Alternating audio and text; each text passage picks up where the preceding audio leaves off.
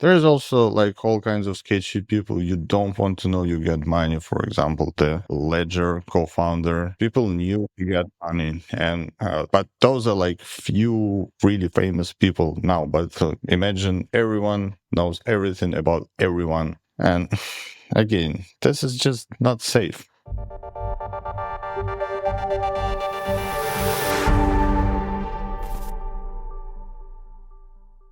Thank you for doing this, sir. I appreciate it. Hey, pleasure to be here. So to start with, can you please tell me your name and what you do? My name is Pavel. I'm a co-founder of Zano, and I'm doing lots of things really because we are still like a startup, so we have to wear many hats. I'm overseeing everything that involves front-end development, websites, applications, smart contracts. My colleague and co-founder Andre, he's a core development guy, and I'm pretty much covering the rest. Great. First and foremost, we'll get into more details about Zano in a little bit. But to start with, I want to hear kind of how you came to this point, right? How did you come to this point in your journey, your crypto journey, to co-found Zano? What brought you here? Well, I started off as a cryptocurrency user. My background is in software development, and I've been around for many years. And since I think late 2017, I was dabbling in crypto. I like read stuff, bought some coins, but it was on the user level. Later on, I saw guys actually developing crypto startups, and back then I was working in the co-working space in Bali, so I actually saw people doing that thing, and I was kind of interested because I'm an engineer myself. I wanted to know how does it work and what's that about. And around the same time I met my colleague Andre. He was working on the Bulberry thing that eventually became Zano, but at the time I didn't know that. So we just chat a lot about how those things work, and eventually he invited me to help him out on the product side of things. So that was my transition from cryptocurrency user to cryptocurrency team member. And while I Hmm. was doing it, I learned a bit of Solidity, some smart contract coding because I was interested. So that's that. This is how I became a crypto guy. Very, very cool. Um, was your first introduction into crypto via Bitcoin? Yeah, the first one was really, I don't even remember the year. I tried to buy a Bitcoin on MTGOX. Oh, wow. Yeah. Yeah. And I think I managed to get one for $100 and it go up to 500 and then it collapsed. And just now we are getting like repayments, but that was my first point of contact. And I gave it up for a little bit because like nothing exciting was going on, or at least I wasn't aware of. And then I came back in late 2016 when I saw it rising up again, and I thought, oh, this thing is for real now. So it like two parts of the story. And I started off Yeah. with Bitcoin, obviously. Did you were you interested in privacy early on, or did that come later? Well, at some point, realized that privacy is essential part of the cryptocurrency. It was implied that Bitcoin is, well, not private, but pseudo private. It was the way to transact anonymously, which we are now know that is not the case. But at the time, it was implied that this is the way for you to send money around and no one would know you because you don't tell them. So in the beginning, I assume it's private, but later realize it's not, meaning it's not fungible, meaning there should be a better solution. And this is how I know about the CryptoNote and Monero and later on Zano. Let's linger on that for a second. I think a lot of people in crypto, like kind of people who are newer to crypto, like 2021, 2022 people who've come in most recently, who, by the way, make up the majority of crypto users apparently, which is mind-boggling for me. But anyway, so I think that this like newer wave of crypto users I don't know if they value privacy as much as a lot of the crypto OG people. Um, could you make the case for why privacy is important? Well, same reason you don't post your banking statement online, same reason you should not have your funds in public blockchain, just because, well, it's unsafe. And I don't even know like how to explain. I think it should be obvious that if you pay someone $5 for a cup of coffee, he shouldn't know that you have like another 100,000 sitting in the same wallet. This is not something that people normally do, but they assume that it's fine in crypto. And maybe before it was kind of obscure because you need to know how to do all the on-chain analytics. We like weeks before you can actually see your X profile and your Ethereum address and your Bitcoin address in the Google prompt. With the rise of AI, it's super obvious that those things are connected. So I think people will realize now. Before it wasn't an issue, they thought it's like or cybercrime or some sort of shady dealings, but it just it will be there out on public and everyone will know. And you don't Yeah, want them to know, like why, what for. exactly. I mean, I think you're right. People take for granted kind of the level of privacy that they have uh, now. Like you said, if they send somebody $5 via Venmo or something like that, it doesn't then reveal the balance of their Yeah, it just puts you in an of their awkward wallet. Yeah, position. You've been negotiating with someone for something, and then they see that you got 100,000 K sitting around, and you look like a douche. Like this is yeah, even though you don't do anything shady, just not something you see as normal in your everyday transaction. Suddenly is normal in crypto. That's not true. yeah.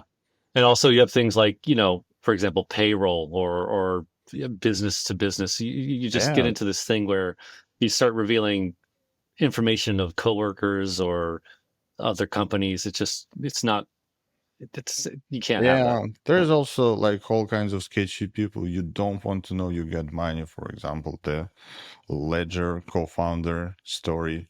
People knew Yes, he that's got right. money, and but those are like few really famous people now. But imagine everyone knows everything about everyone, and again, this is just not safe.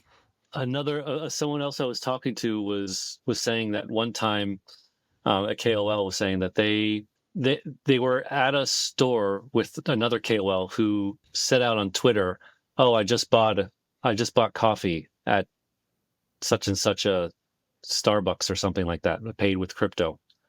And the KOL was thinking like, "Oh my God, if someone who's good with blockchain, they could easily find, it was the price was there, the the the location was known. They could easily track the wallets. They could see how much this person had in their wallet and Yeah, start to absolutely. like physically track them pretty easily.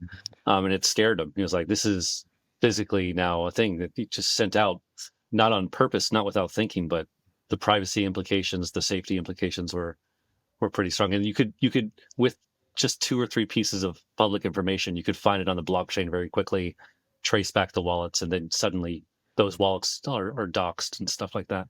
Yeah, I'm fairly certain a lot of people and organizations are already doing it, mapping out the blockchain and keep that data so it's easier and easier to find because a lot of that already doxed and attributed to some entities.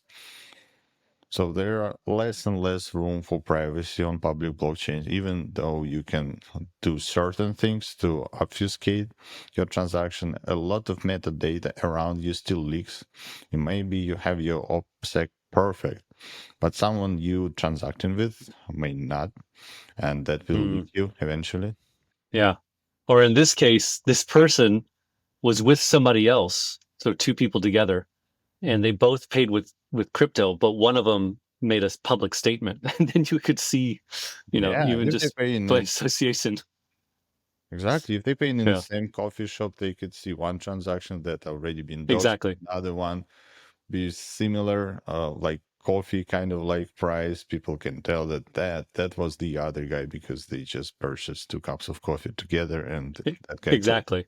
So it's still an educated guess to a certain extent, but yeah, Yeah. you get the point. Yeah. Okay. So let's talk about Zano now. Broadly speaking, what is Zano? Well, we been doing that for quite a while. So depending on the time frame you're asking me about, Zana is a different thing. The current version of Zana, Post Arcanum Zana, is a privacy-focused platform for people to build their tokenomics and tools and application on. There was a time when we were doing like the privacy coin, which was kind of similar to Monero. You probably know Monero. We had Yep.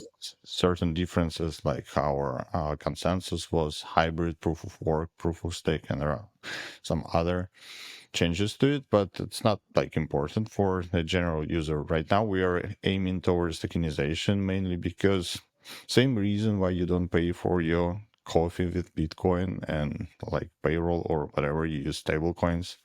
The same reason you're not gonna use Zano to pay for goods and services. It's just inconvenient. And what we set out to do is to create a platform for other people to be able to launch their products on, including stablecoins. And we provide a solid backbone because until that point, running a privacy crypto was quite a challenging task. It's way more complicated than running an Ethereum fork and any other public blockchain.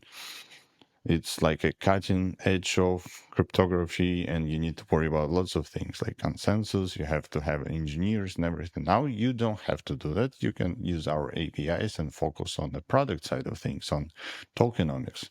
So this is like our direction right now. When did you decide to pivot from kind of more focused on Zano the token to Zano the platform? Well, I wouldn't call it pivot because the idea was always to create a digital cash.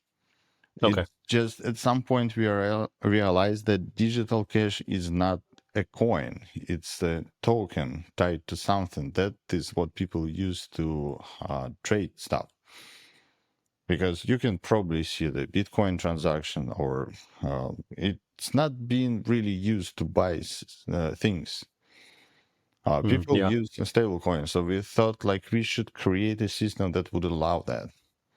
It Yeah. doesn't mean that we deprecated the original Zana coin. It's still there and it could still be used for various things. It could be sent around, exchanged, staked, even. But the main goal for us right now is to allow tokenization with the same privacy features as the native coin, which Right. Zana uses Gotcha. right now.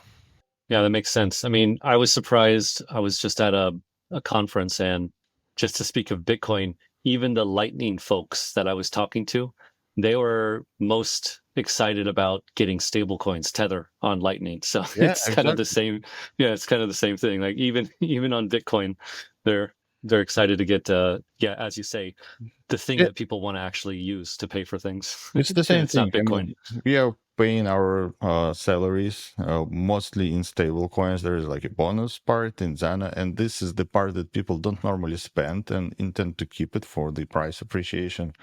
But to pay the bills, you need something like stablecoin, and people are uh, unhappy to sell their coins, and it's like it just creates weird dynamic. You can either profit on it and feel bad later, or you can lose on it and feel even worse. So yeah, I mean it's empirical right now. It's hard to argue that people want stable coins. This is how it works. I agree, and it's just also when it comes to like salary and things like that, the volatility can be is just probably too much for a lot of people to Yeah, to deal with. even big ones like Bitcoin, it just went down like Oh 10%. God, yeah, yeah, Over. exactly. You're down 20%. You imagine you're like this month your salary is 20% smaller. Like, oh man, come on. Yeah, that, that that's kind not cool. And this is why it doesn't work for any of the merchants or vendors because like you cannot. have your accounting based on Bitcoin or any other crypto with no stable value? All right. So I uh, I used to be a lot more up on privacy projects than I am now. So I'm just going to be kind of an uninformed person here.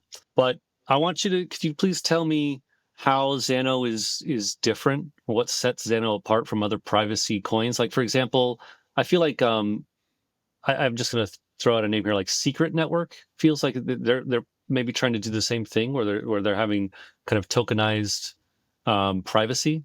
And I just want to know how you guys are different I'm not from someone entirely like that. sure how secret network functions because, frankly, we do not have a lot of time to research other projects.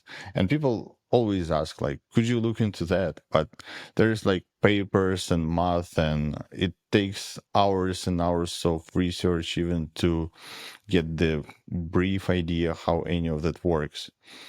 Yeah. So I cannot really comment on Secret Network. I know like our differences from other crypto node projects because we are the same family and we know like Hmm. what they are doing and we are collaborating on certain things. So this is the part that I'm aware very well, and everything else I just have like broad idea how it works. I can look it up right now. Maybe I can tell. Yeah, I mean that does get to the point. One of these points, though, is how that you mentioned earlier, like how complicated this is.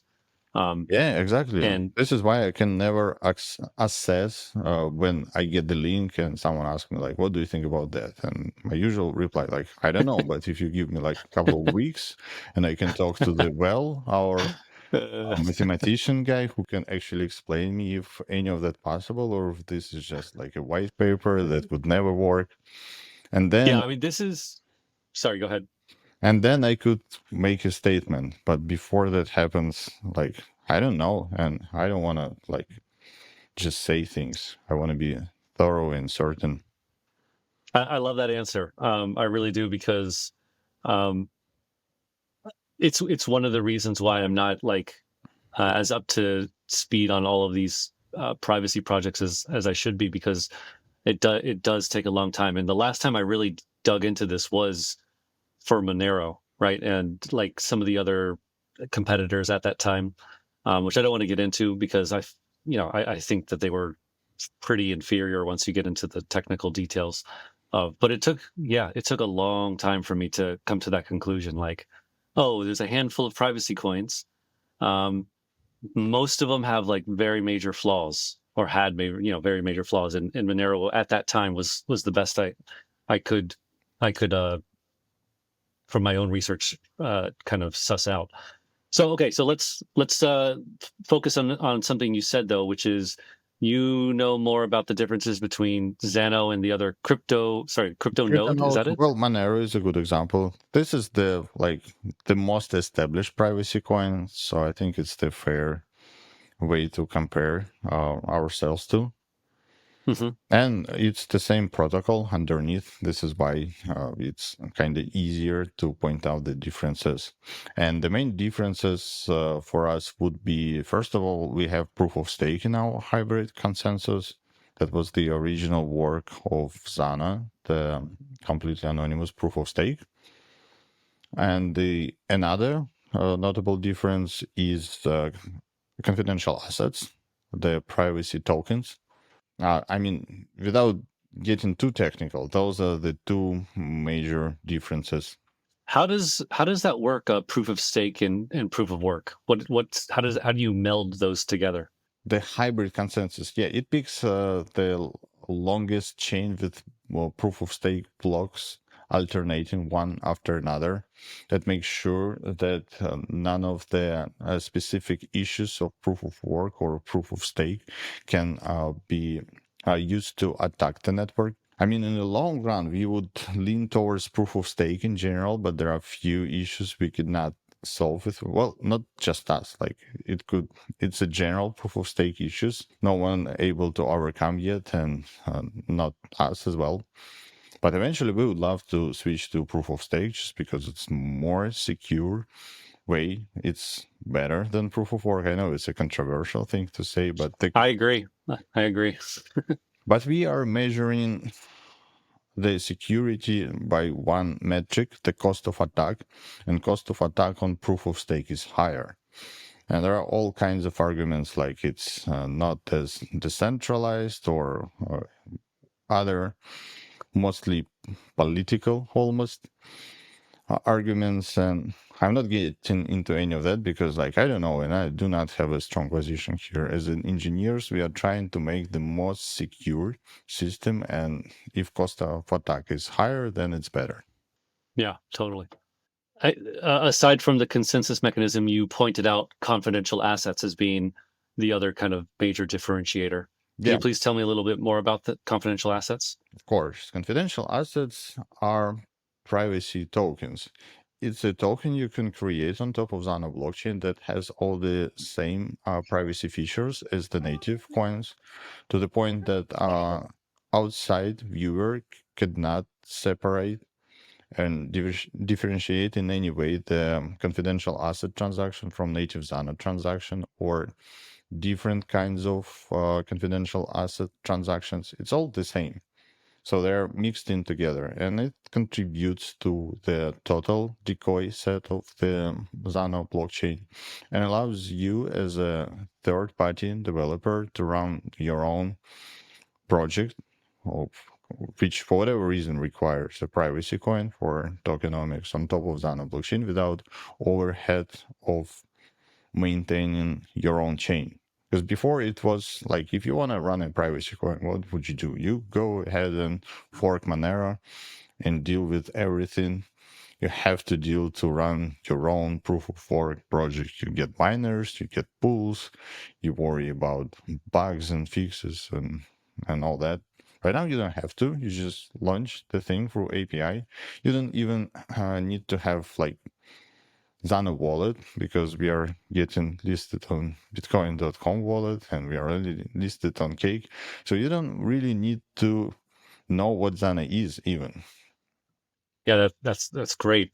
And is the token standard like EVM compatible, like ERC20, or is it some specific like It's a specific one. custom? Yeah, ERC20 is a smart contract. We do not have a virtual machine. It's not like we cannot make it.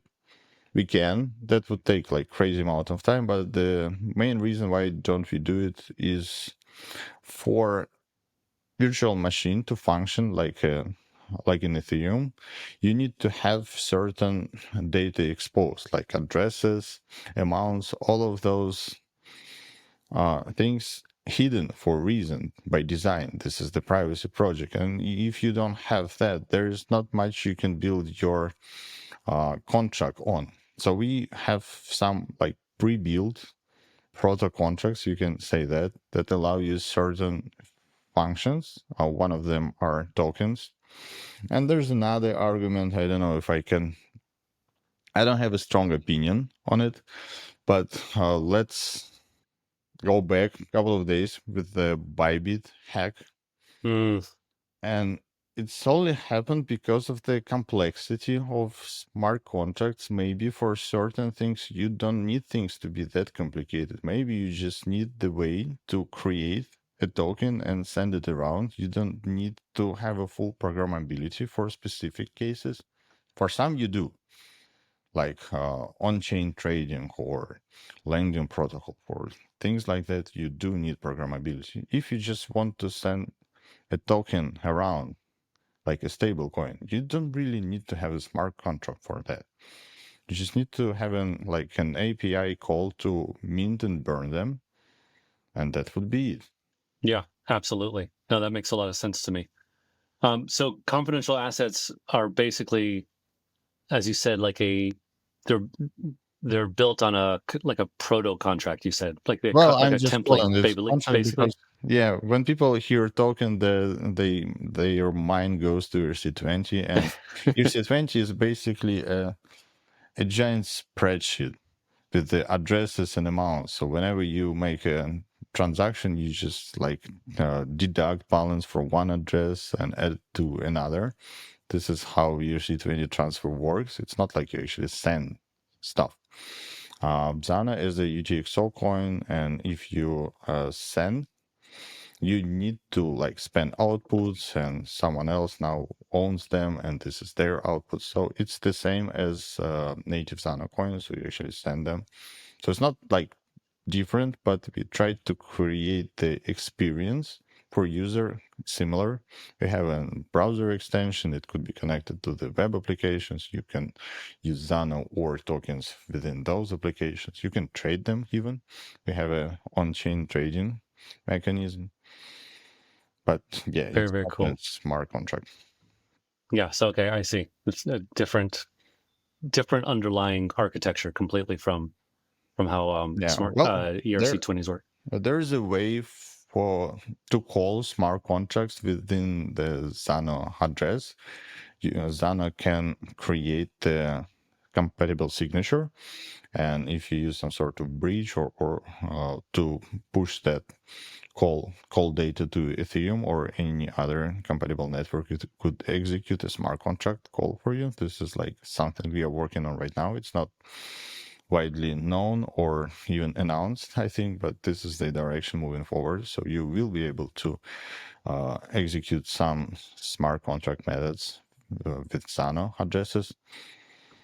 And I'm just But that I'm getting as ahead you of said myself. though, yeah, as you said earlier, I imagine though that reduces the privacy of it a Yeah, little bit. the smart contract part would be public, but again, I'm a firm believer that smart contracts supposed to be public. Like you should know what you're signing up for. You should be able to read the smart contract. You should be able to confirm that it does what it says it does. And if it's not public, like how come this is even a smart contract? It's not a contract, it's a black box.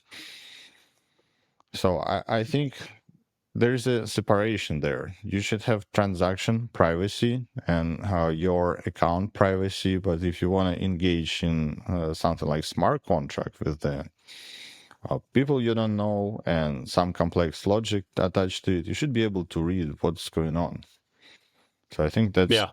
that's a clear distinction between privacy networks and public networks. And some privacy mm, coins are doing smart contracts, but again, this is just something that they built on public part, but they implemented within their own uh, like protocol or project or ecosystem. I don't know, like what's the best way to put it. And to me, it feels like you're trying to do something that Ethereum already does, but within your own project, which is kind of competitive instead of collaborative. I would rather have the way to be able to connect to other blockchains and use their features and capabilities, because like every project has its own unique features. For us, it's privacy. For something like Solana or Ethereum, it's programmability and transaction per second, whatever. For Bitcoin, it's like liquidity because it's the most liquid chain. So ideally, you would be able to use all of that and have a way to transact fluently between those chains. This is my idea of scalability, because there will never be a one blockchain that could fit everything, despite some people trying to do that. I mean, the transaction throughput will never allow a privacy chain that could run the same amount of transaction as like Solana and Visa and MasterCard combined. It's never going to happen. I agree with that 100%. I also like this framing of I think it's refreshing to hear this idea of playing to your strengths and then trying to make sure that you can use what makes another ecosystem or blockchain strong. I think that is the smart way to do it. Yeah, 100%. that's the goal. We are like tiny team. All we know is the privacy, and we will obviously be focusing on that. But we want to create a set of tools that allow other projects to connect with our. And yeah, and you can like bridge to Ethereum or back, and you can call Ethereum contracts. That would solve the issue. I think a lot of people in privacy having. Absolutely. Very, very cool. So you mentioned already something that you guys are working on, this ability to kind of leverage the programmability of Ethereum, um, which is quite a task. Um, Can you tell me anything else that that Zano's working on in the horizon in the future? Well, another big update that's coming in near future is the consensus improvement. We continue working on our hybrid consensus, and there are certain ways for it to be improved even further. It's my colleague Andrew wrote a paper on that, and it's being reviewed right now. As soon as we get the audit results, we either be able to publish it, or maybe if they find something, we would spend some more time to fix it and like reiterate. Another big thing that is probably coming sometime this year, as you probably know, Monero is switching to full chain membership proofs. And this is something we are really eager to see and implement within our blockchain. It's going to be a little bit more complicated because beside the native coin, we also have a confidential asset. So we need to find a way to make it work to retain all the features of Zano and new things coming with the full membership proofs.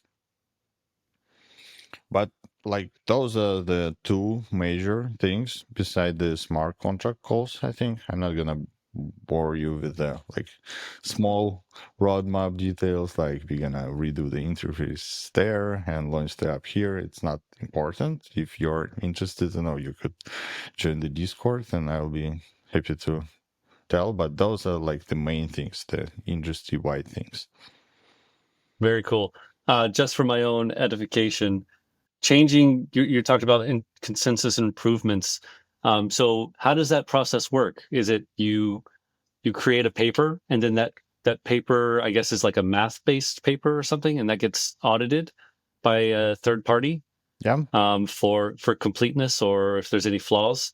And then if they find any flaws, then you have to kind of go back and iterate on that. And then is that how it works? Yeah, pretty much. We come up with the paper and we share it with a few firms that specialize in that kind of thing, and they try to break it and point out the flaws.